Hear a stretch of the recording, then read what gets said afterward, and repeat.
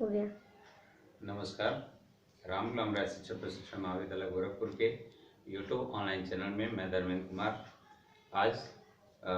आज के वीडियो में डीएलएड बैच 2018 के चतुर्थ सेमेस्टर के प्रशिक्षुओं के लिए शांति शिक्षा एवं सतत विकास विषय के अंतर्गत शांति शिक्षा में भारतीय जीवन मूल्य इस टॉपिक पे चर्चा करेंगे। तो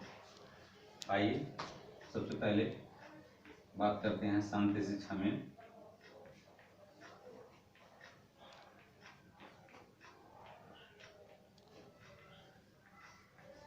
भारतीय जीवन मूल्य।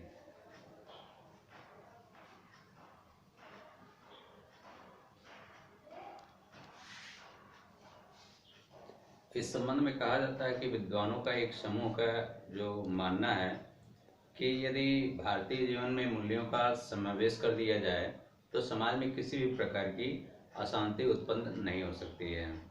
भारतीय जीवन मूल्यों के अनुसार सामान्य रूप से अगर संपूर्ण विश्व को एक समाज के रूप में देखा जाता है तो कहा भी जाता है कि वसुधैव कुटुंबकम। अगर हम वसुधैव कुटुंबकम की भावना का विकास बालक के अंदर शुरू से ही यानी कि प्राथमिक स्तर से ही अगर उसके अंदर हम उस वसुधैव कुटुंबकम की भावना का विकास बालक के अंदर कर देते हैं तो शायद किसी भी प्रकार के जो ये मनुष्य हैं किसी भी मनुष्य को किसी भी प्रकार का कोई भी कष्ट नहीं हो पाएगा। इससे क्या होगा, इससे समाज में जो है वो शांति की स्थापना होगी। इसलिए जो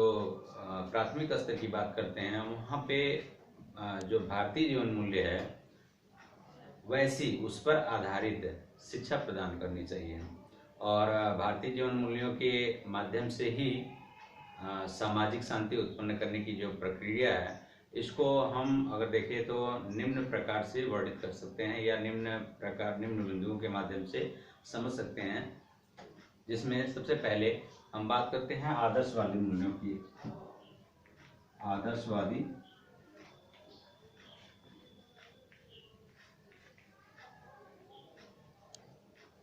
मूल्यों की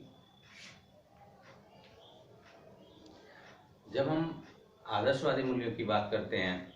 तो आदर्शवादी मूल्यों की शिक्षा आदान प्रदान करनी चाहिए। जैसे होता क्या है कि जिससे वह सत्य का आचरण उसके अंदर आ सके और हिंसा से वो दूर रह सके। इस प्रकार की जो चीज़ें हैं अच्छी चीज़ों को अपने अंदर आत्मसात करे, हर अच्छे से अच्छे गुणों को अपनाए, जिससे वो एक समाज में आदर्श के रूप में पहचाना जा सके। इसके बाद बात करेंगे मानवता की शिक्षा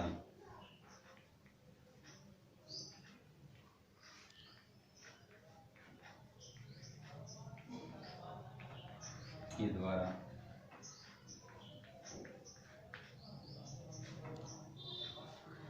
मानवता की शिक्षा के द्वारा भी हम भारतीय जीवन मूल्य में शांति शिक्षा के माध्यम से मानवता की शिक्षा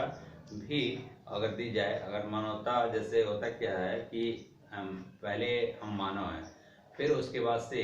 हम हिंदू, मुस्लिम, सिख, ईसाई ये तमाम प्रकार के जाति और धर्म समुदाय में बढ़ जाते हैं। चीनी, जापानी, अमेरिकी, इन सब सारे जो ये जातिवाद, धर्मवाद, संप्रदायवाद है, इन सब सारी चीज़ों को अगर दरकिनार कर दिया जाए तो हम सबसे पहले मानव हैं और प्रत्येक मानव को एक दूसरे मानव से प्रेम पूर्वक, सौहार्द पूर्वक एक दूसरे से बातचीत करनी चाहिए। और इस तरह की अगर हम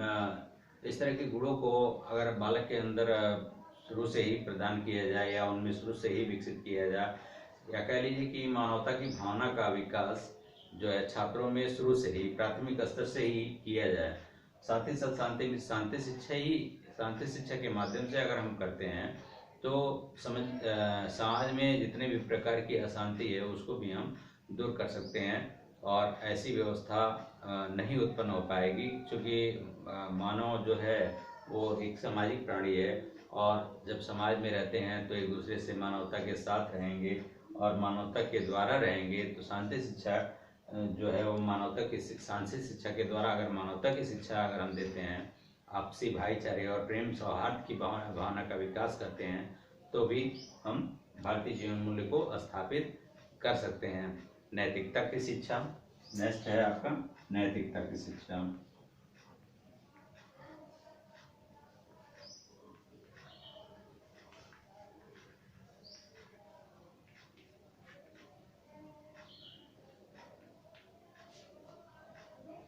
नैतिकता की जहाँ पर हम बात करते हैं तो यहाँ पे बात आती है नैतिक और अनैतिक, किसी का हित और किसी का अहित। किसी का हम अहित नहीं चाहते हैं, वो नैतिक कहलाता है। क्या सही है क्या गलत है, इस चीज़ की जानकारी हमको होना आवश्यक होता है, जिसके द्वारा हम अपने जो हित और अहित के बारे में भी सोच सकते हैं। और जब कहते हैं ना, जब व्यक्ति अपने कार्य और व्यवहार से नैतिक होगा तो समाज में उसके द्वारा जो शांति स्थापित करने में सहायता मिलती है, चूँकि उसके द्वारा जो भी कार्य होते हैं वो सभी कार्य अच्छे होंगे, नैतिक होंगे। इसलिए नैतिकता की शिक्षा बालक को देना आवश्यक होता है। इसके बाद प्रकृति प्रेम के द्वारा,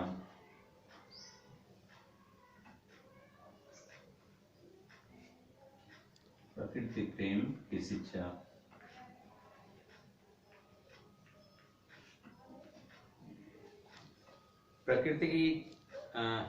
प्रकृति प्रेम की शिक्षा अगर बालक के अंदर हम प्राथमिक स्तर से देते हैं तो भी शांति की स्थापना कर सकते हैं। जब हम प्रकृति से प्रेम करते हैं तो पर्यावरण के प्रति हमारा जो सकारात्मक दृष्टिकोण होता है,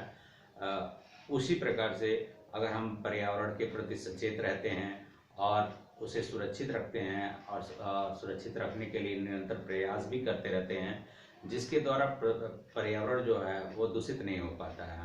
जिससे समाज में प्रकृति के जो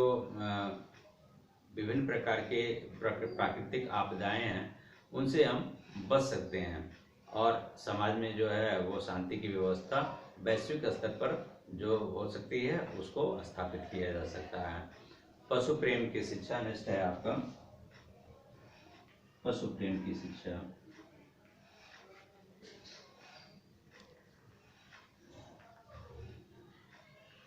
या फिर कह लीजिए कि जीवों पर दया।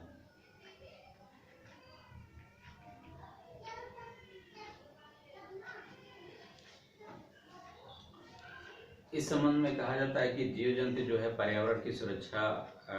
और संरक्षण करने में सहायता उत्पन्न करती हैं। ऐसी स्थिति में अगर मानव ने दया, प्रेम, सहयोग की भावना का जो विकास होता है, उसके अतिरिक्त अगर हम बात करते हैं तो कहा जाता है कि जो पशुओं का आजकल के जो समाज में देखा जाता है कि तमाम ऐसे पशु पक्षी हैं जिनको लोग कैदी बना लेते हैं। पक्षियों को तो कैदी बना लेते हैं, पशुओं को तो लोग आजकल अपने आहार में भी शामिल कर रहे हैं, जीव हत्या की बात करते हैं। और इस तरह से देखा जाए तो हम जीवों पर अगर दया करते हैं तो और ऐसी जीवों पर दया से संबंधित जो कहानियाँ हैं उनको बालक के मन मस्तिष्क में शुरू से ही स्थापित करते हुए चले आते हैं, तो इससे भी हम समाज में शांति की स्थापना कर सकते हैं। इन सभी विवेचनों से स्पष्ट हो जाता है कि शांति की स्थापना के लिए भारतीय संस्कृति का विस्तार विश्व स्तर पर प्रचार और प्रसार करके किया जा सकता है और यह सब शांति शिक्षा के द्वारा ही संपूर्ण विद्यालयों में संस्कृति के जो मूल्य होते हैं उनको बढ़ाया जा सके, जिससे एक और तो जो मानव का आदर्श एवं आध्यात्मिक रूप से विकास होता है और दूसरी ओर वहीं पे विश्व में पूरे विश्व में विश्व शांति की स्थापना हो सकती है। ये आपके थे शांति शिक्षा में भारतीय जीवन मूल्य। अब हम बात करेंगे शांति शिक्षा का उद्देश्य।